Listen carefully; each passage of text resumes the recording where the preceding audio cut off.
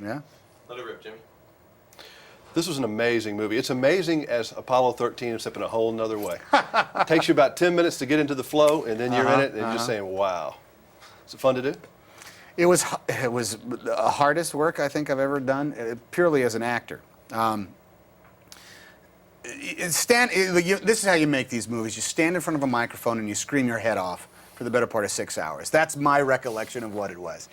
Long periods of recording the same lines over and over and over again, without any give and take from anybody else, you know. So you had an understanding of the scene, you had an understanding of the storyboards and the animatic videos that they make. But other than that, you just got to imagine you see it all happening before your eyes. It's kind of like a guy doing commercials for radio. Yeah, except he doesn't have to like embody it with like character and dynamics and things like that. But you were basically trying to, I heard Tom Hanks in there. There's a lot of you in there. Yeah. I mean, did you try to put whatever you are Well, I into asked that, them, I said, do you guys want like some sort of a bona fide character thing? Because I honestly don't do that very well, you know. I don't have like a string of voices that I can trot out. And they said, no, we don't. The first time I actually saw any of this was they took one line from Turner and Hooch and animated it via Woody. So here was this three-dimensional looking kind of wooden puppet screaming at Hooch the dog, you know. And so I said, well, okay, I understand what you're going for, and so you're not really looking for anything specific. So it was just, I am using Woody's character voice right now in speaking with you. And now it's come to this. Look at you there back he there, is. isn't it? Tall, good-looking, strapping bow hunk. Do you remember any good toys? I remember, what was your best Christmas? Do you remember that? I remember bad Christmases. You know, a good slot car set, you know, you won. That's winning the lottery if you got a slot car set at Christmas time. Bicycle, of course, that was always really big. I remember getting the toys myself. Major Matt Mason was the big thing that I wanted, and I saved up my own money in order to get that. That was a big deal. Major Matt Mason. Remember Major Matt Mason? Made by Mattel. He was an astronaut. My favorite was a train Christmas. Did you have a train Christmas? My brother had a train Christmas. I didn't have the patience in order to put that train. It was already together for me. Oh, really? On a board. Where's the accomplishment there?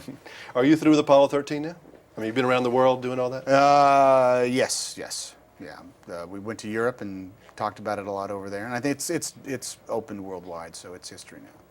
Apollo 13 also goes in Entertainment Weekly. You're in there right now as one of the most powerful men in the world, or something like that.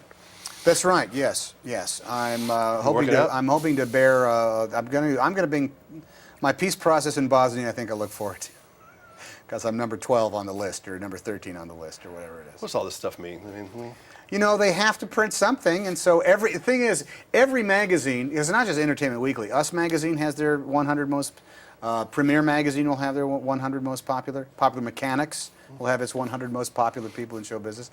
And so it's all where you land on the aggregate, and it means absolutely nothing whatsoever. But it has gotten a little bit easier for you to open certain doors since Bachelor Party, for example. Well, yes, that's been a growing thing as time goes by. I'm in a position where, you know, my presence in a script can really boost it along somewhere. But that doesn't necessarily mean that movie should be made just because I'm interested in it. But that's the way the business works, and for right now it's very nice, but my fortunes will change over the course of the years. And I'll be sitting here and you'll be saying, so what happened? What happened to you? You were so powerful back then in the early 1990s. What happened? And I'll say, I don't know, I just kept swinging away, you know, I was just trying to make the movies. I started eating greasy foods and I just stopped working out. That's what it was. You know what? I gave up caffeine, and right then, boom, something happened to me. Nice seeing you again, Tom. Good Pleasure. luck. All right. Pleasure. Stop tape. Thanks, Jimmy. I saw pretty